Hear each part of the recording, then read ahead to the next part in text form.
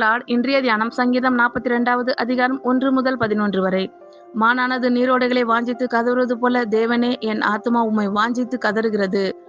என் ஆத்துமா தேவன் மேல், ஜீவனுள்ள தேவன் மேலேயே தாகமாய் இருக்கிறது. நான் எப்பொழுது தேவனுடைய சந்நிதியில் வந்து நிற்பேன்? உன் தேவன் எங்கே என்று அவர்கள் நாள்தோறும் என்னிடத்தில் சொல்லுகிறபடியால் இரவும் பகலும் என் கண்ணீரே எனக்கு உணவாயிற்று.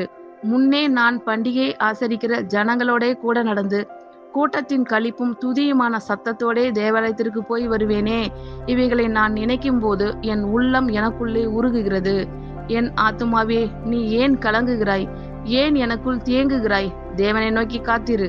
அவர் சமூகத்து இரட்சிப்பின் நிமித்தம் நான் இன்னும் அவரை துதிப்பேன்.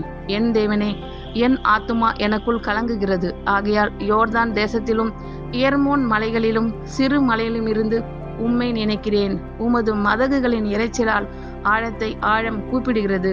உமது அலைகளும் திரைகளும் எல்லாம் என் மேல் புரண்டு போகிறது. ஆகிலும் கர்த்தர் பகற்காலத்திலே தமது கிருபையை கட்டளையிடுகிறார். ரா காலத்திலே அவரை பாடும் பாட்டு என் வாயில் இருக்கிறது. என் ஜீவனுடைய தேவனை நோக்கி விண்ணப்பம் செய்கிறேன்.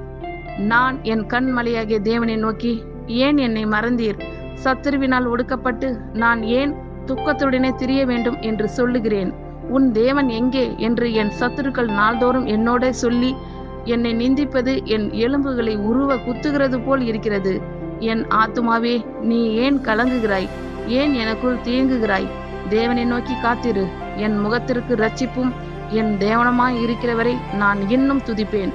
ஆமேன். கர்த்தர் உங்கள் அனைவரையும் ஆசீர்வதிப்பாராக. God bless you all.